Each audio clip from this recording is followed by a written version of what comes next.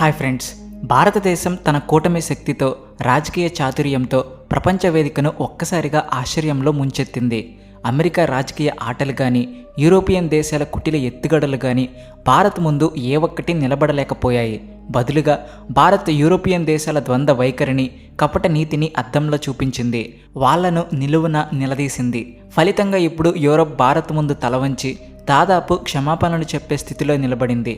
అవును, కేవలం 12 గంటల వ్యవధిలోనే భారత్ వాళ్ళ ద్వంద్వ వైఖరికి చెంప మీద కొట్టినట్లు సమాధానం ఇచ్చింది. యూరోపియన్ యూనియన్ భారత్లోని రిఫైనరీలపై ఆంక్షలు విధించినా ఇప్పుడు వెనక్కి తగ్గి మేం భారత్ను ఉద్దేశించి ఏమీ చేయలేదు, మా ఆంక్షలు కేవలం రష్యాపైనే అని సమర్థించుకుంటుంది. అసలు భారత్ ఏం చేసింది, యూరోపియన్ యూనియన్ ఎందుకిలా వెనక్కి తగ్గింది అనే విషయాలను ఈరోజు ఈ వీడియోలో వివరంగా తెలుసుకునే ప్రయత్నం చేద్దాం. ముందుగా ఈ వీడియోను లైక్ చేసి మా ఛానల్ను సబ్స్క్రైబ్ చేయండి. ఇది మీకు ఒక్క సెకండ్ పని, కానీ మాకు అది ఎంతో పెద్ద సపోర్ట్. ఇక విషయం ఏమిటంటే, మొదట అమెరికా అధ్యక్షుడు డొనాల్డ్ ట్రంప్ ఒక బహిరంగ హెచ్చరిక జారీ చేశారు. భారత్, చైనా, బ్రెజిల్ లాంటి దేశాలు రష్యా నుంచి క్రూడ్ ఆయిల్ కొనడం ఆపకపోతే 500% సుంకం విధిస్తామని గట్టిగా బెదిరించారు. కానీ ఈ బెదిరింపు కేవలం మాటల్లోనే ఆగిపోయింది. ఎందుకంటే అమెరికాకు భారత్ ఒక అత్యంత కీలకమైన భాగస్వామి. ఆర్థిక, రాజకీయ, వ్యూహాత్మక రంగాల్లో భారత్తో సంబంధాలు అమెరికాకు ఎంతో విలువైనవి. అంతేకాదు, భారత్ ఇప్పటికే ప్రపంచ వాణిజ్య అంటే WTO వేదికపై తన గళాన్ని గట్టిగా వినిపించింది. దాంతో అమెరికా ఈ బెదిరింపులను అమలు చేయలేకపోయింది. ఎందుకంటే భారత్తో గొడవకు దిగితే తమకే నష్టమని వాళ్ళకు తెలుసు. అయితే అమెరికా ఆగిపోలేదు. ఈసారి వాళ్ళు నాటో సైనిక సంస్థను రంగంలోకి దించారు. నాటో అనేది 32 దేశాల సైనిక కూటమి. దీన్ని అమెరికా నడిపిస్తుంది. నాటో చీఫ్ ఒక సందర్భంలో బెదిరింపు రీతిలో ఇలా అన్నారు: భారత్, బ్రెజిల్, చైనా లాంటి దేశాలు రష్యాతో క్రూడ్ ఆయిల్ లేదా ఇతర వ్యాపారం చేస్తే 100% ఆంక్షలు విధిస్తాం.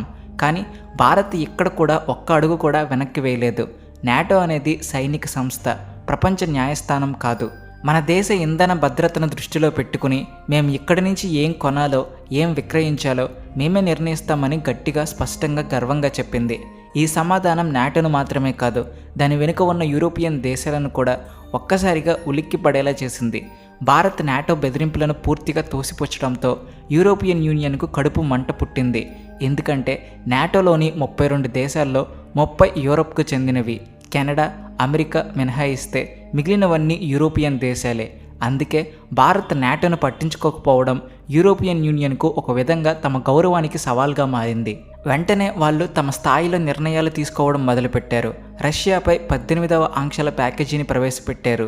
ఈ ఆంక్షల లక్ష్యం రష్యాను యుక్రెయిన్ ముందు బలహీనపరచడం, ఆ దేశాన్ని ఆర్థికంగా, సైనికంగా కుంగతీసి యుక్రెయిన్కు విజయం అందించడం. కానీ ఈ ప్రక్రియలో భారత్పై కూడా కక్ష సాధించేందుకు ఒక కుటిల ఎత్తుగడ వేశారు. ఈ 18వ ప్యాకేజీలో గుజరాత్లోని నయారా ఎనర్జీ లిమిటెడ్పై ఆంక్షలు విధించారు.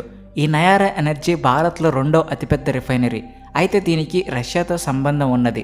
కావున ఈ ఆంక్షలతో భారత్ను ఇరకాటంలో పెట్టాలని, రష్యాతో వ్యాపార సంబంధాలను తెంచుకునేలా చేయాలని యూరోప్ భావించింది. కానీ భారత్ ఈ సవాల్ను ఒక అద్భుతమైన అవకాశంగా మలుచుకుంది. మొదటి విషయం ఏమిటంటే, భారత్లో రిఫైన్డ్ క్రూడ్ ఆయిల్ను యూరోప్ తక్కువ ధరలకు కొనుగోలు చేసి భారీ లాభాలు పొందింది. రెండో విషయం, యూరోప్ స్వయంగా రష్యా నుంచి లిక్విఫైడ్ న్యాచురల్ గ్యాస్ను దిగుమతి చేస్తుంది. అమెరికాలో రష్యాకు చెందిన టైటానియం కంపెనీలు భారీ పెట్టుబడులతో పనిచేస్తున్నాయి. ఈ విషయాలను భారత విదేశాంగ శాఖ ప్రపంచం ముందు బహిర్గతం చేసింది. మీరు ఒకటి మాట్లాడతారు, చేసేది మరొకటి. ఇది ద్వంద్వ వైఖరి కాదా?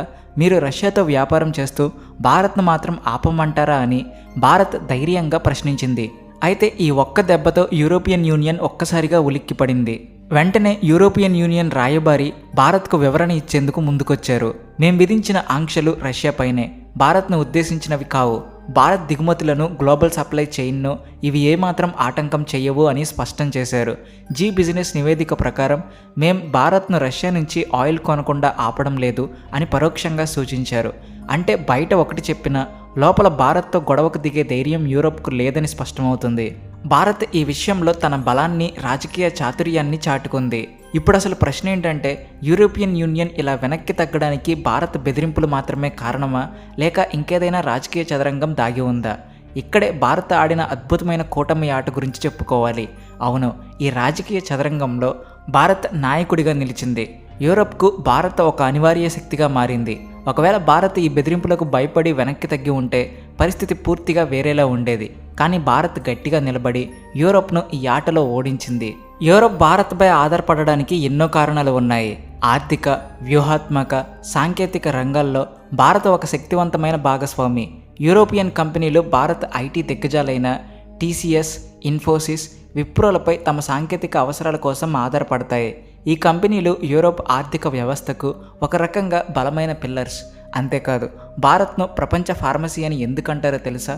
ఎందుకంటే అధిక నాణ్యత, తక్కువ ధరలతో ఔషధాలను యూరోప్కు భారత్ సరఫరా చేస్తుంది కాబట్టి.